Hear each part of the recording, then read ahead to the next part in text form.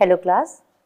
Online lecture series के इस 5वें लेक्चर में हम लोग अपने पिछले जो स्टडी की थी उसको कंटिन्यू रखेंगे और फिर से बात करेंगे a brief outline of heritage preservation पे। और आज हम बात करेंगे कि need and importance of heritage preservation, यानी कि विरासतों को संरक्षित करने की आवश्यकता क्यों है और इसका क्या महत्व है, इस पर हम लोग बात करेंगे। उसके पहले हम थोड़ा सा इसको समझने की कोशिश करते हैं कि हेरिटेज जो है, जिसको प्रिजर्व करना है, जिसको हम देख रहे हैं, पढ़ाई लिखाई कर रहे हैं, उसकी इम्पोर्टेंस है क्या वास्तव में मानव जीवन में, मानव समाज में, मानव समुदाय में हेरिटेज प्रिजर्वेशन की क्या इम्पोर्टेंस है, इस पर हम थोड़ी बात कर लेते हैं। तो सबसे पहले जो हमारे पॉइंट्स हैं, पॉइंटर्स पे बात करके फिर इसको एक्सप्लेन करेंगे। Represent our identity and history, evidence of our historical and cultural trails, provide a sense of belonging and feeling of pride, legacy for the next generation, provide a prominent source of history। तो यहाँ पे हम देख सकते हैं कि ये विरासतें जो हैं हमारे इतिहास का स्रोत हैं, हमें आइडेंटिटी का भाव देती हैं, तो हमारी फीलिंग ऑफ बिलोंगिंग्स को इम्प्रूव करती हैं, हमारी जो पास्ट जनरेशन्स हैं उनसे हमारे तक आई हैं और हमारी नेक्स्ट जनरेशन्स तक जाएंगी। ठीक है, इसके अलावा हम बात करते हैं कल्चरल आइडेंटिटी की।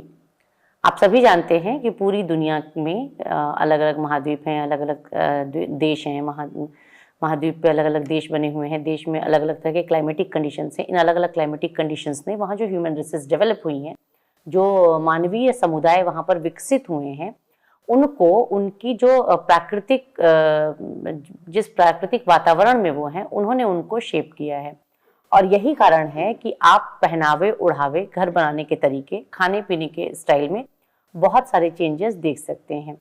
जैसे कि यूरोप के देश, जो ठंडे देश हैं, आप वहाँ पे देखिए मांसाहार बहुत प्रमुखता से किया जाता है, क्योंकि हमारे यहाँ भी सर्दियों में लोग बहुत ज़्यादा मांसाहार करते हैं और ये मानते हैं कि बड़ा अच्छा सीज़न है और ये सारी चीज़ें खा सकते हैं, पी सकते हैं और कोई प्रॉब्लम नहीं होने वाली है। पर गर्मियों में ये पॉसिबल नहीं है। तो जो गर्म जगहें हैं वहाँ पर ज़्यादातर देखें तो प्लांट बेस्ड का उनका भोजन हो रहा है, कपड़े उनके हल्के हैं, मतलब कम कपड़ों में वो रहते हैं, वुलन नहीं पहनना है, कॉटन पहन रहे हैं या कॉटन से मिलते जुलते कपड़े पहन रहे हैं। उनका जो खाना पीना है, जो रहन सहन है, पहनावा ओढ़ावा है, इसके अलावा उनके जो उत्सव त्योहार हैं, जैसे कि भारतीय उपमहाद्वीप में अगर हम उत्तर भारत की बात करें तो हम देखते हैं कि अब जैसे अभी अभी अप्रैल का महीना है या मार्च का महीना है, जो भी ये समय शुरू होता है, चैत्र का जो कैलेंडर शुरू होता है, समय सबसे अच्छा बसंत का मौसम माना जाता है। बहुत बैलेंस मौसम है, ना बहुत गर्मी है, ना बहुत सर्दी है, ना बारिश हो रही है, और खेती का भी काम जो है ऑलमोस्ट सबकी गेहूं की फसल जो है वो पक गई है, कट रही है। तो एक बहुत अच्छा सा इन्वायरमेंट बन गया। अब इस समय में ध्यान देंगे तो बहुत सारे उत्सव, बसंत पंचमी आ गया, फिर संक्रांति हो गई, होली इसी बीच में आई है, बहुत सारे छोटे छोटे नवरात्र का उत्सव मना रहे हैं। तो छोटे छोटे करके बहुत सारे उत्सव मना रहे हैं। क्यों? क्योंकि ये सबसे स्मूथ टाइम फ्रेम है, जिसमें मौसम बहुत अच्छा है, जिसमें नेचर बहुत फेवर कर रहा है, जिसमें अगर कहा जाए कि कृषि आधारित जो अर्थव्यवस्था है, जो गाँव का जीवन है, वहाँ पे अभी कोई बहुत ज्यादा काम नहीं है, सब लोग बहुत इत्मीनान से समय बिता रहे हैं। और ये देखिए कि उत्सवों की पूरी एक छोटे उत्सव मनाए जाते हैं। इसी तरीके से सर्दियों वाले देशों में जब सर्दियां थोड़ी सी कम हो जाती हैं, जब मौसम थोड़ा सा अच्छा हो जाता है, तो वो बहुत सारे मिडनाइट फीस्ट कर रहे हैं, बहुत सारे त्योहार मना रहे हैं।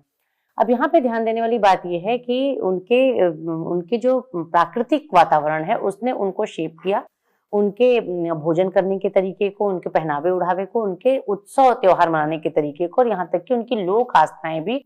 कहीं ना कहीं उनके इन सराउंडिंग्स को बिलोंग करती हैं। यहीं से जुड़ता है ड्रेस।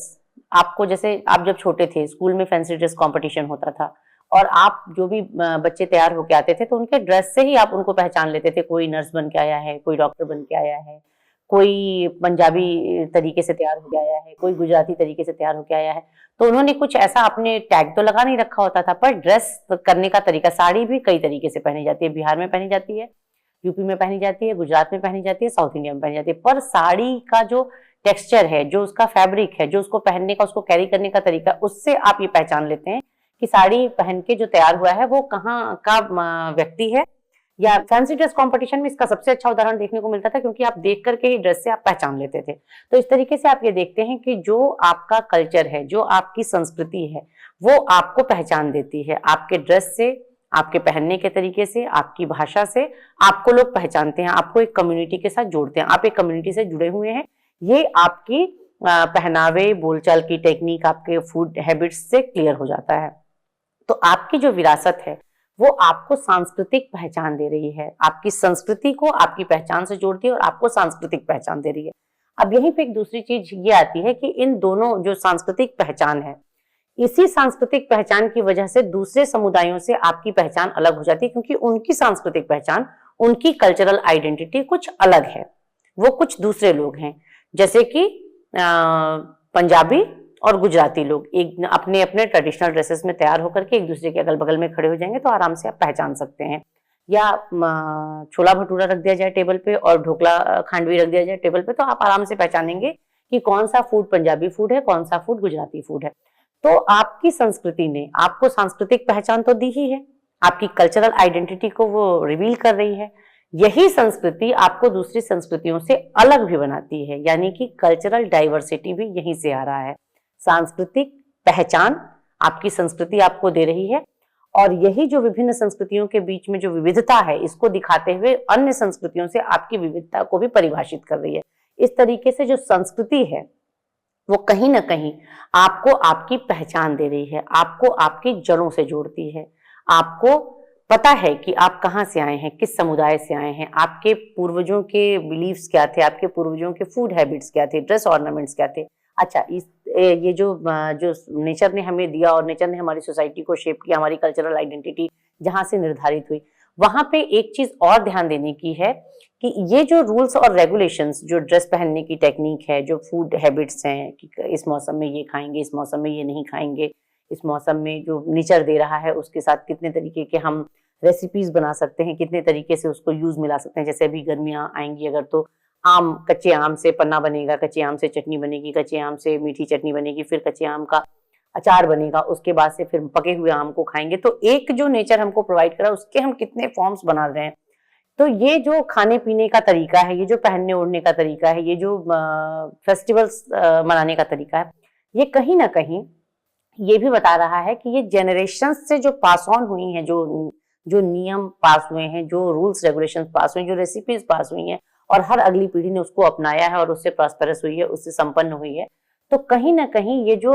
रूल्स रेगुलेशंस हैं, ये सदियों से टेस्टेड ट्रस्टेड रूल्स हैं। यानी कि कुछ चीजों को ट्राई किया गया, वो हमें सूट कर रही हैं, वो हमें फायदा दे रही हैं, उनसे हमको लाभ हुआ, उनसे हमको कुछ खुशी मिली, तो उसको हमने सहेजा, अपनी जिंदगी में सहेजा और अगली पीढ़ी के लिए उसको बढ़ा दिया, ताकि अगली पीढ़ी भी उससे वही खुशी, वही सुख, वही स्नेह प्राप्त कर सके जो हमें प्राप्त हो। तो इस तरीके से ये जो आपकी आइडेंटिटी है, जो आपका कल्चर है, उसको अगर हम दूसरे तरीके से कहें तो bunch of rules, bunch of beliefs, जो कि टेस्टेड ट्रस्टेड रूल्स हैं, जिनको कि पीढ़ियों में जनरेशंस ने जिसको टेस्ट किया है, ट्रस्ट किया है, जिसको समझा है, जिसको जाना है, और इस तरीके से फिर ये आप तक आया है। तो बहुत ही फिल्टर्ड वे में आपकी संस्कृति आपके पास आ रही है और आपको sense of belonging, sense of identity दे रही है। इसके अलावा एक बहुत ही प्रोमिनेंट सोर्स होता है आपके इतिहास को जानने का। आपकी संस्कृति जो है वो आपके इतिहास से आपको जोड़ रही है, आपकी मिट्टी से, आपके देश से, आपकी संस्कृति से आपको जोड़ रही है। और एक जो फीलिंग ऑफ बिलोंगिंग्स होती है कि हम कहाँ से जुड़े हुए हैं, हम कहाँ से आते हैं। नॉर्मली जब हम अपने नॉर्मल इन्वायरमेंट में काम कर रहे होते हैं, अपनी नॉर्मल जगह पे होते हैं, तो ये चीज़ हमें समझ में नहीं आती कि हमारी संस्कृति हमें क्या देती है और कैसे जोड़ती है। पर जब दो लोग, दो भारतीय संयुक्त राष्ट्र अमेरिका में किसी कॉन्फ्रेंस में, सेमिनार में मिल जाते हैं, किसी ऑफिशियल प्लेस पे मिल जाते हैं, किसी वर्क प्लेस पे मिल जाते हैं, और वो एक दूसरे को रिकॉग्नाइज करते हैं कि हम इंडियंस हैं, तब वहाँ वो जो फीलिंग ऑफ बिलोंगिंग होती है, वहाँ जो feeling of love and care होता है, जो अटैचमेंट होता है कि हम एक देश से हैं, हम एक जैसी भाषा बोलते हैं, हम एक जैसा खाना खाते हैं, हम एक जैसे लोग हैं, वो जो फील वहाँ पे आता है, वो आपकी संस्कृति आपको दे रही है। वो आपकी संस्कृति ने आपको जोड़ा, आपके देश ने जोड़ा, आपकी मिट्टी ने आपको जोड़ा, आपके जो tested trusted rules of generations हैं वो आपको जोड़ रहे हैं। तो कहीं ना कहीं आपकी संस्कृति जो है वो आपको पहचान देती है, आपको दूसरी संस्कृतियों से अलग बनाती है, तो आपके वैशिष्ट्य को निर्धारित करती है, आप में फीलिंग ऑफ बिलोंगिंग्स को डेवलप करती है, आप में मतलब जुड़ाव जो है अपने देश से, अपने लोगों से, अपनी संस्कृति से, अपनी जगह से, उसको वो डेवलप कर रही है। पिछली पीढ़ियों से आपका जुड़ाव और पिछली पीढ़ियों की जो विरासतें आपको मिली हैं, उसका कहीं ना कहीं आप में संपूर्णता का भाव लाना, एक फुलफिलमेंट की फीलिंग आना, वो कहीं ना कहीं आपकी संस्कृति आपको दे रही है और आपको आपके इतिहास से, आपके पारिवारिक इतिहास से, आपके सामुदायिक इतिहास से, आपके देश के इतिहास के साथ आपको जोड़ रही है। और वहाँ से मिलने वाला जो मोटिवेशन है, जो वहाँ से मिलने वाले लीगेसी है, वो आपको कहीं ना कहीं संचालित कर रही है और आपको सेल्फ प्राइड का फील दे रही है। आपको आत्मगौरव के भाव से भरने का काम आपकी संस्कृति और आपकी सांस्कृतिक पहचान कर रही है। अब हम बात करेंगे कि संस्कृति को सुरक्षित रखना क्यों जरूरी है, क्यों इसको जोड़ना है। तो यहाँ पे हम देखेंगे कि जैसे कि पहले भी बात हुई है कि संस्कृति, हम इसलिए संस्कृति को संरक्षित रखना है क्योंकि संस्कृति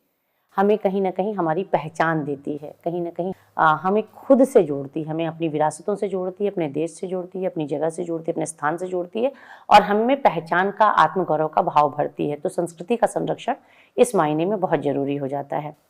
इसके अलावा हमारी जो विरासतें हैं वो हमारे लिए, जो विरासतों में जब हम बात कर रहे थे पिछले लेक्चर में, हमने इस बात को समझा कि इंटेंजिबल हेरिटेज में हमारे फोकलोर्स, हमारे जो कथाएं हैं, जो हमारी मौखिक दंत कथाएं चलती चली आ रही हैं और एक दूसरे को सुनाई जाती हैं, खास करके बच्चों के पालन पोषण में इन कहानियों का बहुत प्रयोग किया जाता है। और अगर हम ये देखना चाहें कि ये कहानियाँ कितना योगदान देती हैं हमारे सामाजिक जीवन में, सामुदायिक दायरे में, तो हम ये देखेंगे कि कहीं ना कहीं ये जो स्टोरीज़ हैं, बच्चों को ये कहानियाँ सुना करके बहुत सारी चीज़ें सिखाई जाती हैं। तो फॉर्मल और इनफॉर्मल एजुकेशन का पार्ट हैं ये जो स्टोरीज़ हैं। जैसे कि पंचतंत्र की कथाएं युगों युगों से भारत में सुनाई जा रही हैं और उसके माध्यम से बच्चों को ये बताने की कोशिश की जाती है कि अगर जो टैलेंट है वो निरंतर काम नहीं कर रहा है, निरंतर हार्डवर्क नहीं कर रहा है, तो वो हार जाता है। कछुए की और खरगोश की कहानी है कि कछुआ निरंतर चलता रहा और डेस्टिनेशन तक पहुंच गया, रेस जीत गया, और जबकि खरगोश जो है वो तेज चलता है, बहुत उसको नेचर से ये मिला हुआ है कि वो तेज चलेगा और जल्दी पहुंचेगा, पर वो निरंतर काम नहीं कर रहा था, इसलिए वो रुक गया और वो हार गया। इसी तरीके से हम एक और कहानी सुनते हैं कि 4 दोस्त थे जिसमें से एक ने पढ़ाई लिखाई नहीं की थी, पर वो सामाजिक था और उसने बहुत ज़्यादा प्रैक्टिकल नॉलेज गेन किया था। और 3 दोस्त जिन्होंने थियरी पढ़ी थी, जिन्होंने किताबें पढ़ के नॉलेज ली थी और उसको प्रैक्टिकली अप्लाई नहीं किया था, उन्होंने मरे हुए शेर को जिंदा कर दिया अपनी विद्या से, और मरे हुए शेर ने भूखे होने की वजह से बाकी सबको खा करके ख़त्म कर दिया। तो ये छोटी छोटी कहानियां हैं जो कि बच्चों को सुनाते हैं, तो टाइम पास तो हो ही रहा है, पर हम कहीं ना कहीं इसके माध्यम से बच्चों को शिक्षित बना रहे हैं, बच्चों को सेंस ऑफ विजडम दे रहे हैं, ज्ञान दे रहे हैं, उनको प्रैक्टिकली स्ट्रांग बना रहे हैं। उनको केवल किताब या केवल किसी बड़े को देख के सीख लेना या केवल अपने एक फॉर्मल एजुकेशन सिस्टम से सीख लेना, यहीं तक नहीं रोक रहे हैं, हम उनके बुद्धि को, उनके विकास को और आगे बढ़ा रहे हैं। तो ये जो स्टोरीज हैं, ये जो फोकलोर्स हैं, ये जो ट्रेडिशंस है, ये कहीं ना कहीं फॉर्मल और इनफॉर्मल एजुकेशन के सोर्स हैं, शिक्षा दे रहे हैं, ये हमें कहीं ना कहीं मजबूत बना रहे हैं। तो इनको सुरक्षित और संरक्षित रखना जरूरी हो जाता है।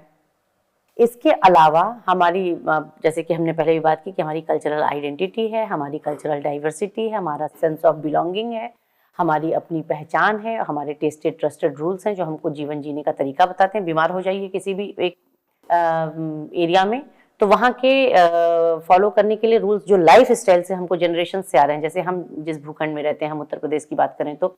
यहाँ पे अभी किसी की तबीयत खराब हो जाए, उसको सर्दी जुकाम हो जाए, तो सारी ठंडी चीज़ें, चावल नहीं खाना है, पानी ठंडा नहीं होना चाहिए, आइसक्रीम नहीं खानी, ऐसे करके बताते हैं। ये कहाँ से आ रहा है? ये हमारी दादी नानी भी कहती थी, हमारी मम्मी भी कहती हैं और शायद हम भी अगली जनरेशन को कहने वाले हैं।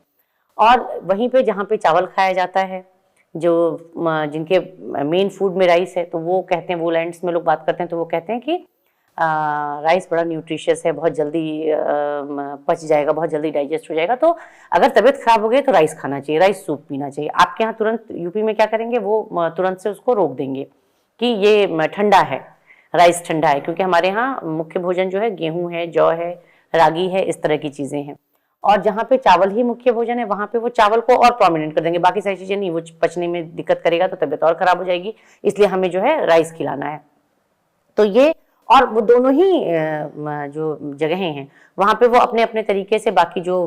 हर्ब्स ले रहे हैं, जो खाना पीना खा रहे हैं, उसके हिसाब से वो उससे बेनिफिटेड भी होते हैं। तो ये जो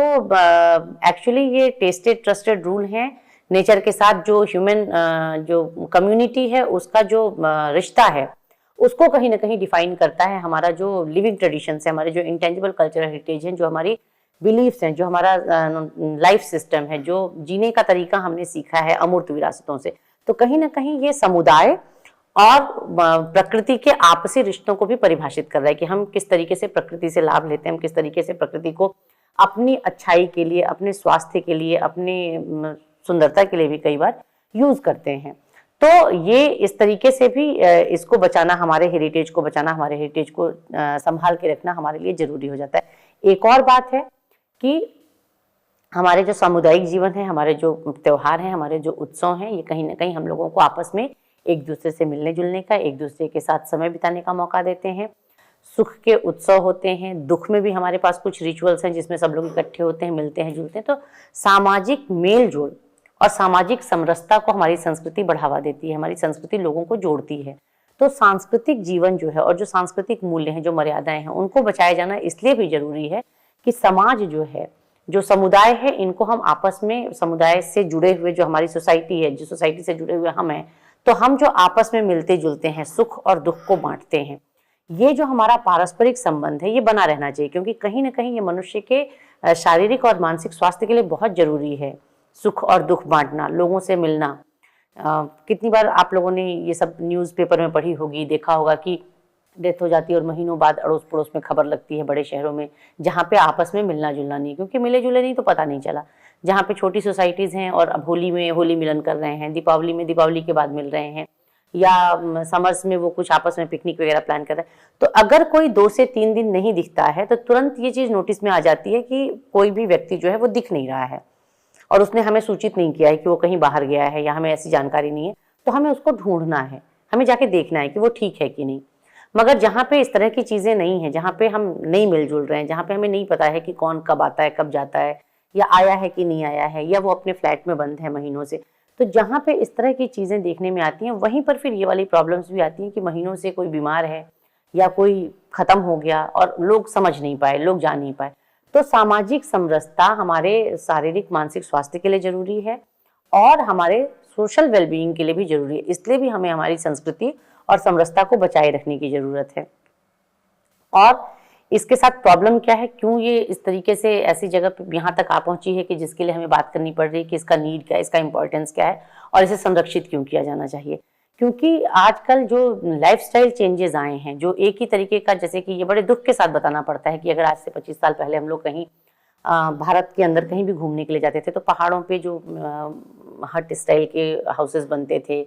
प्लेन्स में जो नॉर्मल घर बनते थे, फिर बीचेस पे जाइए तो कुछ अलग तरीके से उनका आर्किटेक्चर होता था। पर अभी क्या है कि सब लोग एक तरीके से रहना पसंद करते हैं, एक तरीके का आर्किटेक्चर प्रमोट किया जा रहा है। अगर आपको कहीं भी छोड़ दिया जाए मार्केट प्लेस में, जहाँ पे वहाँ की लोकल लैंग्वेज के अगर साइन बोर्ड हटा दिए जाए, तो आप नहीं समझ पाएंगे कि मार्केट प्लेस कहाँ का है। क्यों? क्योंकि ट्रांसपोर्टेशन इतना तेज हो गया है कि पहले कोकोनट वाटर जो है साउथ तक सीमित था, अब पूरे भारत में मिलता है। हमारे यहाँ से बहुत सारी चीज़ें ऐसी थी जो हमारी स्पेशलिटी हुआ करती थी कि ये लोकल मार्केट की चीज़ें, वो बहुत तेज एक जगह से दूसरी जगह जा रहा है, जो कि अवेलेबिलिटी के हिसाब से देखें तो अच्छी बात है। पर इससे हो क्या रहा है कि आर्किटेक्चर एक जैसा हो गया, ड्रेसेस एक जैसे हो गए, खाने पीने का तरीका एक जैसा हो गया। हम भूल गए कि हमारे जो सीजन्स डिफरेंट होते हैं और इसमें हमारे यहाँ कुछ चीज़ों को खाने से मना करते हैं क्योंकि मौसम के हिसाब से वो हमारे लिए अप्रोप्रिएट नहीं है, कुछ चीज़ें हैं जो कि अप्रोप्रिएट हैं। इससे कहीं ना कहीं साइकोलॉजिकल हेल्थ, फिजिकल हेल्थ और सोशल हेल्थ सब पे प्रभाव पड़ रहा है। इसलिए जरूरी है इसको कहीं ना कहीं पे एक जगह समेटा जाए, जो अच्छी चीज़ें हैं उनको लिया जाए और अपनी विरासतों को और विरासतों से आने वाले जो जीवन शैली है, जो विरासतों से आने वाला जो रूल्स रेगुलेशंस हैं उनको फॉलो किया जाए और आपसी समरसता को बनाए रखा जाए। प्रॉब्लम क्यों हो रही है? क्योंकि जो रिस्क आ रहा है, सिविक और एडमिनिस्ट्रेटिव नेग्लेंस जो है, कहीं ना कहीं हम समाज के तौर पर हम भी अपनी सुविधा देख रहे हैं या अपना समय बचा रहे हैं, या हमको लगता है कि ये चीज़ें हम कोई और कर देगा, हमें करने की तो ज़रूरत नहीं है, या हम कैसे कर पाएंगे, हम तो मैनेज नहीं कर पाएंगे, तो बाकी लोग ये कर रहे हैं। कुछ भी अरेंज करना है, कुछ भी इकट्ठा होना है, किसी के सुख दुख में शामिल होना है। इसके अलावा हमारे जो एडमिनिस्ट्रेशन है, एडमिनिस्ट्रेशन भी इस तरह की चीज़ों पर अभी उनका ध्यान नहीं है कि कहीं कुछ इस तरह की चीज़ें डिस्टर्ब हो रही हैं या कुछ इस तरह का जो सामाजिक समरसता का तार है वो हिल रहा है, कहीं समाज जो है डिस्टर्ब हो रहा है और जो अमूर्त विरासतें हैं या जो हमारा हेरिटेज है, जो विरासत है, उसके प्रिजर्वेशन की ज़रूरत है, क्योंकि वो कहीं ना कहीं अब खतरे के दौर में जा चुका है, या कहीं ना कहीं वो खतरे के कगार पर है, रिस्क में है। इस पर अभी ध्यान नहीं जा रहा है। इस पर ध्यान देने की ज़रूरत है, वरना धीरे धीरे करके ये चीज़ें खराब हो सकती हैं। इसके अलावा बहुत जगहों पर फंड की भी बात आ जाती है कि प्रॉपर तरीके से हमको कुछ काम करना है, हम हेरिटेज प्रिजर्वेशन पे बात करना चाहते हैं, हम उस पर काम करना चाहते हैं, लेकिन हमारे पास फंड की कमी आ जाती है। फंड की कमी आने से हमें फिर बहुत सारी प्रॉब्लम्स का सामना करना पड़ता है। इसके अलावा जो ज़्यादातर जो है कि टूरिज़्म और इकोनॉमिक एक्टिविटीज़ को बढ़ावा देते समय इस बात का ध्यान देना लोग भूल जाते हैं कि हमें समाज के हित में सोचना है, हमें परिवार नाम की जो संस्था है, समाज नाम की जो संस्था है, इनके हित में सोचना है, इनकी समरसता, इनका सौहार्द आपस में बना रहे, इस पर काम करना है। टूरिज़्म में तो कई बार लोकल जो क्लाइमेटिक कंडीशंस हैं उन पर ध्यान नहीं दिया जा रहा है। कई बार जो है कि लोकल जो लोग हैं उनकी भावनाओं को कोई यानी बांध बनाना है, पूरा का पूरा शहर विस्थापित हो गया, सड़कें बनानी है, पूरा का पूरा जंगल काट दिया, आग लगा दी। तो इस तरह की जो गतिविधियां हो रही हैं कहीं ना कहीं वो हमारी विरासतों को, प्राकृतिक विरासत हो, सामाजिक विरासत हो, इनको कहीं ना कहीं पूरा का पूरा शहर जो छोड़ रहे हैं तो वो कहीं ना कहीं प्रभावित हो रही हैं विरासतें, जीवन शैली, जीने का तरीका। तो इस पर ध्यान देने की ज़रूरत है और इसको गवर्नमेंट की तरफ से या जो हमारी अथॉरिटीज़ हैं वो इस पर ध्यान दे सकती हैं, वो इसको देख सकती हैं, संभाल सकती हैं। इसके अलावा समाज की अपनी भी कुछ जिम्मेदारी हो जाती है, परिवार की और व्यक्ति की भी अलग अलग जिम्मेदारियां हो जाती हैं कि वो इन बातों को समझें, इस पर ध्यान दें और ये देखें कि हमारा सामुदायिक जीवन, सामुदायिक समरसता, हमारी जो विरासतें हैं, हमारी जो पहचान है, हमारी जो जीवन शैली है, इनको संरक्षित करने की ज़रूरत है। अब अगली जो हम बात करेंगे वो बात है कि जो हमारा जो विरासत संरक्षण की हम बात कर रहे हैं उसमें संग्रहालय किस तरीके से अपना सहयोग दे पाते हैं, संग्रहालय किस तरीके से विरासतों के संरक्षण में सहयोग दे सकते हैं, काम कर सकते हैं। तो जैसा कि हम तो सबसे पहले ये बात कर रहे हैं कि संग्रहालय जो संस्था है वो हमने पहले ही बताया कि सांस्कृतिक विरासतों का जो सचल वर्ग है, जो मूवेबल कल्चरल हेरिटेज है, वो संग्रहालयों में प्रिजर्व किया गया है, वो संग्रहालयों में ही संरक्षित किया गया है। तो संग्रहालयों में विरासतों का संरक्षण होना, क्योंकि जो संग्रहालय हैं वो विरासत संरक्षण के केंद्र हैं, उनको केंद्र में रखा गया है, वो विरासत संरक्षण के केंद्र हैं। जैसे कि आप यहाँ पे ये फोटोग्राफ्स में आप देखिए तो आपको समझ में आएगा कि यहाँ पे मूर्तियों को किस तरीके से अच्छे से हाउस्ड किया गया है म्यूज़ियम के अंदर, उनको ठीक तरीके से डिस्प्ले करना, आई लेवल पे डिस्प्ले करके अच्छी लाइटिंग के साथ, लेबलिंग के साथ उनको प्रस्तुत किया गया है। तो कहीं भी ये विरासतें जो मूवेबल हमारा हेरिटेज था वो कहीं पे किसी एरिया में, किसी जगह पे फील्ड में या ऐसे खेतों में पड़ा हुआ था जहाँ से इसको ला करके म्यूज़ियम्स में अच्छे से हाउस्ड किया गया है और इसको रखा गया है। तो म्यूज़ियम्स जो हैं इनको रख रहे हैं तो इनके साथ साथ इनकी रिकॉर्ड कीपिंग कर रहे हैं, क्योंकि डॉक्यूमेंटेशन हो रहा है। तो जब आर्टिफैक्ट्स को अच्छे तरीके से प्रस्तुत भी किया गया है और उनकी रिकॉर्ड कीपिंग भी की गई है, तो उससे कहीं ना कहीं कलाकृतियों के संरक्षण करने के केंद्र के रूप में जो संग्रहालय हैं, विरासत संरक्षण के केंद्र के रूप में अपनी भूमिका निभा रहे हैं, कलाकृतियों को संरक्षित कर रहे हैं, उनसे संबंधित रिकॉर्ड रख रहे हैं। उस रिकॉर्ड को वो लेवल के तौर पर अपनी गैलरीज में भी रिप्रेजेंट करते हैं ताकि दर्शक आएँ और उनको देखकर समझ सकें। इसके अलावा जो कलाकृतियाँ आती हैं तो सबसे पहले उनको पहचानना, उनको देखना, उनको समझना, उनका प्रॉपर डॉक्यूमेंटेशन करना, वास्तविक रूप से क्या है, क्यों है, इसके अंदर क्या मैसेज हो सकता है, इसका उपयोग क्या था, पहले पुराने समय में अगर ये बनाई गई थी ये मूर्ति या ये गहना या ये कपड़ा, ये तलवारें, तो इनका तात्पर्य क्या था, इनसे किस तरीके के काम लिए जाते थे, इस पर बातें करना, उसको पहचानना, उसका प्रॉपर डॉक्यूमेंटेशन करना, रिकॉर्ड रखना और उसको अच्छे तरीके से प्रस्तुत करना। संग्रहालय ये काम कर रहे हैं और इस काम के माध्यम से संग्रहालय विरासत संरक्षण में एक बहुत महत्वपूर्ण भूमिका निभा रहे हैं। इसके अलावा संग्रहालय जो है कि बहुत अच्छे तरीके से इनको प्रस्तुत करते हैं। जब संग्रहालयों में कलाकृतियों को रखा जाता है तो उनके हिस्टोरिकल बैकग्राउंड के बारे में भी चर्चा की जाती है, आइडेंटिफिकेशन होता है, डॉक्यूमेंटेशन होता है। एग्जीबिशंस में हम उनकी पूरी स्टोरी प्रस्तुत करने की कोशिश करते हैं। तो उनके माध्यम से कौन सी स्टोरीज आ रही हैं, कौन सी लीगेसीज आ रही हैं, ये किस तरीके के हिस्टोरिकल एसेट्स हैं, किस तरह के महत्व को अपने में समेटे हुए हैं, किस तरह के मैसेज को ये समेटे हुए हैं, इसको वेल क्यूरेटेड प्लेटफॉर्म पे वो रिप्रेजेंट कर रहे हैं। संग्रहालय जो है कि इनको सुंदर तरीके से प्रस्तुत कर रहे हैं और संपूर्ण संदर्भ के साथ प्रस्तुत कर रहे हैं। लिखित और संयमित और मर्यादित तरीके से इसको प्रस्तुत किया जा रहा है। तो इस तरीके से हम ये कह सकते हैं कि संग्रहालय इनको सुंदर तरीके से अलग अलग डिजाइन्स में, अलग अलग एग्जीबिशंस में इनको प्रस्तुत करके इनके सिग्निफिकेंस को लोगों के सामने ला रहे हैं। ये अपने आप में एक बड़ी बात है। इसके अलावा संग्रहालय अच्छी तरह से विरासतों को प्रस्तुत करते हैं, जनसामान्य उनसे जुड़ता है। संग्रहालय जब कलाकृतियों को संरक्षित कर रहे हैं, जब कोई एग्जीबिशन लगा रहे हैं, तो फिर वो अपने ऑडियंस को संग्रहालय तक लाने के लिए अनेक तरीके से प्रचार प्रसार करते हैं, अनेक तरीके से लोगों को बुलाते हैं। जो प्रदर्शनी है उसका प्रचार किया जाता है, लोगों को संग्रहालय आने के लिए प्रेरित किया जाता है। संग्रहालय में कुछ उनको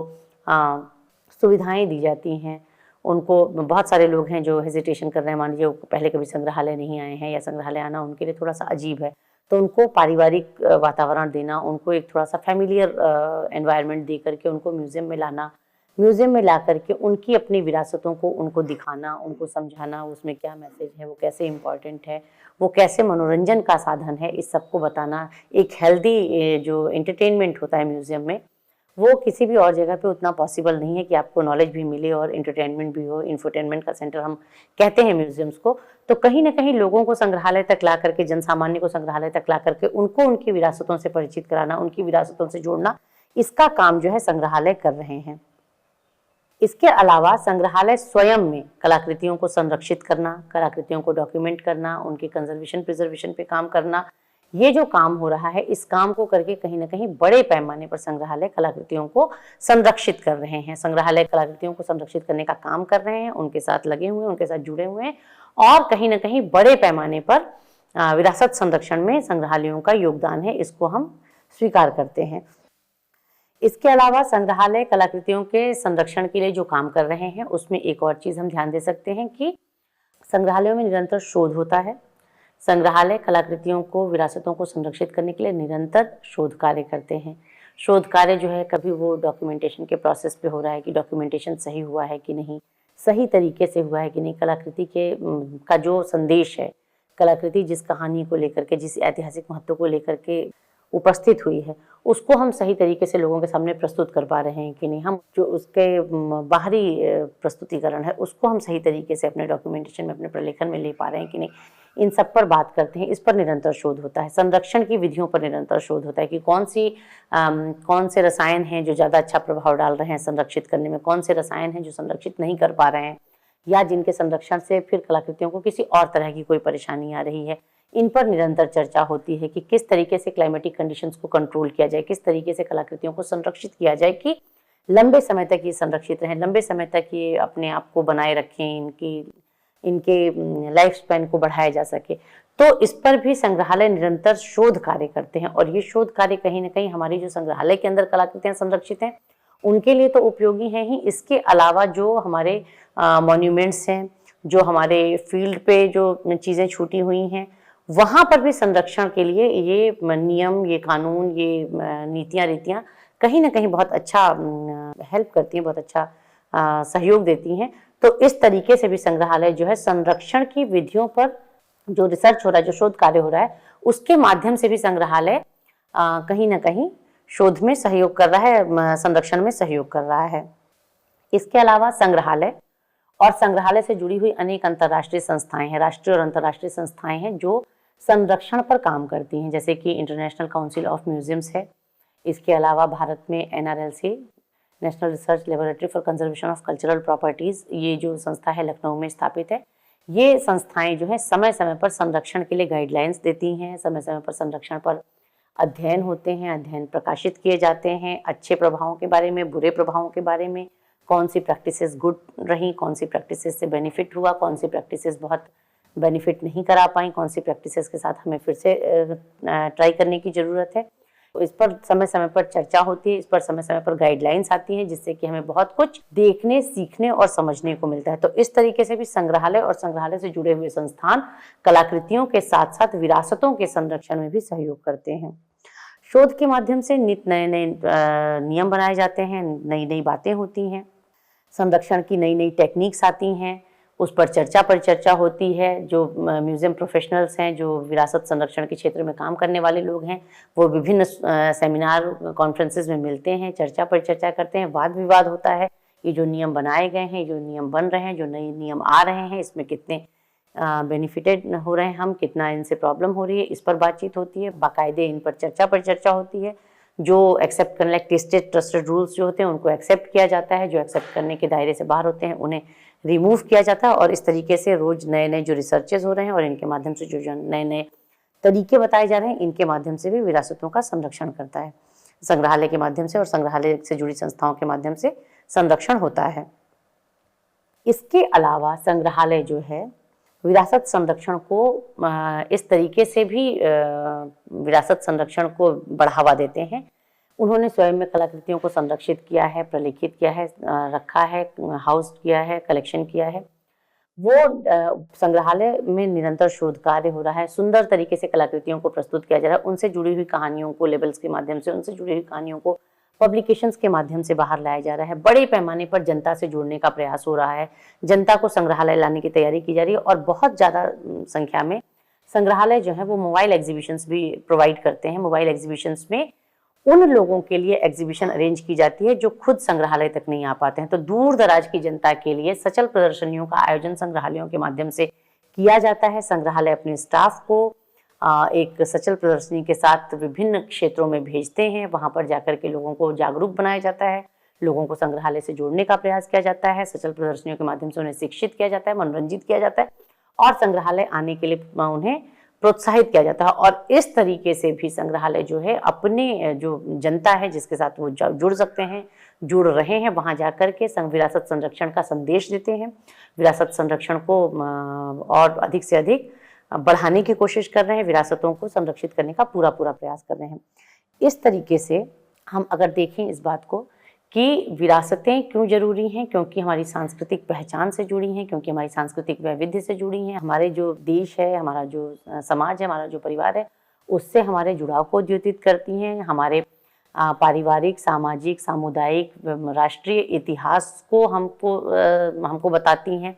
हमारे अंदर आत्मगौरव का भाव, हमारे बिलोंगिंग्स का भाव, आत्मगौरव का भाव कहीं ना कहीं विरासतों के माध्यम से हमारे अंदर संचारित होता है। इसलिए विरासतों को संरक्षित करना बहुत जरूरी है। आज की बदलती हुई जीवन शैली में, आज की बदलती हुई जीवनचर्या में कहीं ना कहीं समाज का, परिवार का सामाजिक मानसिक स्वास्थ्य प्रभावित हो रहा है, सामाजिक समरसता प्रभावित हो रही है। कहीं ना कहीं जो छोटे छोटे द्वंद्व थे जिनको बहुत ही आराम से सुलझाया जा सकता था, आज छोटे छोटे द्वंद्व, छोटे छोटे जो संघर्ष हैं, छोटा सा जो कॉन्फ्लिक्ट है वो बहुत बड़ा हो जाता है, लाइफ थ्रेटनिंग हो जाता है, लोगों का मेंटल हेल्थ डिस्ट्रॉय हो रहा है, लोगों के पारिवारिक रिश्ते खराब हो रहे हैं। कहीं ना कहीं इसके पीछे एक बड़ा कारण है अपने सामुदायिक जीवन से, अपने पारिवारिक जीवन से दूरी, अपनी विरासतों से दूरी, अपनी सामाजिक समरसता की जो जीवन शैली थी, जो हमारी आइडेंटिफिकेशन को कंफर्म करने वाली जो हमारे रूल्स रेगुलेशंस थे, जो हमारा इंटेंजिबल कल्चरल हेरिटेज था, जो हमारे सोशल बिलीफ्स थे, जो हमारे बिलीफ सिस्टम था, इससे दूर होना कहीं ना कहीं प्रॉब्लम क्रिएट कर रहा है। और अगर हम इनको सही तरीके से एक पास समेकित कर पाते हैं, अगर हम इनको सही तरीके से, मर्यादित तरीके से वापस पुनर्स्थापित कर पाते हैं, जो संरक्षित करने लायक चीज़ें हैं उनको वापस से हम पुनर्स्थापना में ला पाते हैं, जीवन में उनकी प्रैक्टिस कर पाते हैं, अगली पीढ़ियों तक इसको पहुंचा पाते हैं, तो बहुत बड़ा योगदान होगा हमारा, हमारी अपनी सभ्यता संस्कृति के प्रति और हमारा अपनी अगली जनरेशन के प्रति जो हमारा उत्तरदायित्व है वो कहीं ना कहीं पूरा होगा। इस बात को समझना होगा कि इसलिए अपनी विरासतों को समझना, जानना, उनसे जुड़ना और उनका संरक्षण करना बहुत महत्वपूर्ण है। संग्रहालय इसमें बहुत महत्वपूर्ण भूमिका निभा रहे हैं, इसलिए संग्रहालयों से जुड़ना बहुत ही जरूरी है। और संग्रहालय जो अभी कुछ संग्रहालय जो है, नए प्रकार के संग्रहालय, ये प्रैक्टिसेस अपनी बिल्डिंग के बाहर भी न्यू म्यूजियम्स जो हैं इंटेंजिबल कल्चरल हेरिटेज को ही प्रिजर्व करते हैं। म्यूजियम की जो परिधि है उसके बाहर जाकर के, समाज में जाकर के कलाकृतियों को, संस्कृतियों को, जीवन शैलियों को संरक्षित करने का प्रयास किया जा रहा है, उनके साथ जुड़ने का प्रयास किया जा रहा है। यहाँ जैसे कि मैं आपको कुछ फोटोग्राफ्स के माध्यम से बता सकती हूँ। आप यहाँ पे देखेंगे 2 फोटोग्राफ्स हैं, ये दोनों ही बनारस में स्थित है ज्ञान प्रवाह इनके पास म्यूजियम भी है और ये रिसर्च कल्चरल रिसर्च इंस्टीट्यूट भी है। तो ज्ञान प्रवाह की संस्कारशाला है, आप जो ऊपर देख रहे हैं वो उनकी यज्ञशाला है। ये यहाँ पे ज्ञान प्रवाह में उनका अपना बटुक तैयार किए जाते हैं, जो कर्मकांडी ब्राह्मण तैयार होते हैं, जो कि रिचुअल्स को संपादित करवाते हैं। उनकी ट्रेनिंग होती है ज्ञान प्रवाह के गुरुकुल में, और वहाँ से आने वाले जो बटुक हैं वो यहाँ पर इस यज्ञशाला में विविध प्रकार के यज्ञों को संपादित करते हैं। प्रायः वर्ष में एक बार महाशिवरात्रि के दिन कोई न कोई एक जो लुप्त हो गए हैं यज्ञ, आप लोगों ने रामायण में महाभारत में सुना है, अश्वमेध यज्ञ होता था, वाजपेयी यज्ञ होता था, और बड़े बड़े यज्ञ जो किए जाते थे। तो इन यज्ञों को करने के कुछ मतलब सर्टेन रूल्स एंड रेगुलेशंस होते हैं। कुछ जो इनके इंग्रेडिएंट्स होते हैं वो बड़े ऑस्पिशियस होते हैं और हर जगह मिलना, हर तरीके से मिलना संभव नहीं होता है। इस तरह के लुप्त हो रहे यज्ञों में किस तरीके से जो इंग्रेडिएंट्स थे, जो सामग्रियां थी, उनको एकत्र किया जाता था, कैसे सामग्रियों को यूज किया जाता था, कैसे ऐसे यज्ञों का संपादन किया जाता था, वो जो कर्मकांडी ब्राह्मण जो हैं, जो ट्रेनिंग ले रहे हैं, उनको उनके ट्रेनिंग में परफेक्ट बनाने के लिए और जनसामान्य को उनकी संस्कृति से जोड़ने के लिए वर्ष में एक बार किसी न किसी लुप्तप्राय यज्ञ का संपादन यहाँ इस यज्ञशाला में कराया जाता है। इसके अलावा नियमित रूप से इस यज्ञशाला में यज्ञ होते हैं, और बच्चों को जब भी ज्ञान प्रवाह में जब भी कोई सेमिनार कॉन्फ्रेंस वो लोग आयोजित करते हैं, तो वो लोग अपने यहाँ इन बटुकों को बुलाते हैं, जो कि वहाँ पे बहुत अच्छा वैदिक मंगलाचरण करते हैं, संस्कृत में श्लोक बोले जाते हैं, पूरी की पूरी वैदिक परंपरा को वो लोग वहाँ पे प्रस्तुत करते हैं। और इस तरीके से वो मतलब म्यूजियम उनका जो है वो ट्रेडिशनल म्यूजियम है, पर जो रिसर्च इंस्टीट्यूट है वो एक तरीके से इंटेंजिबल कल्चरल हेरिटेज को प्रिजर्व करने के लिए बहुत बड़े पैमाने पर समाज में योगदान दे रहा है। और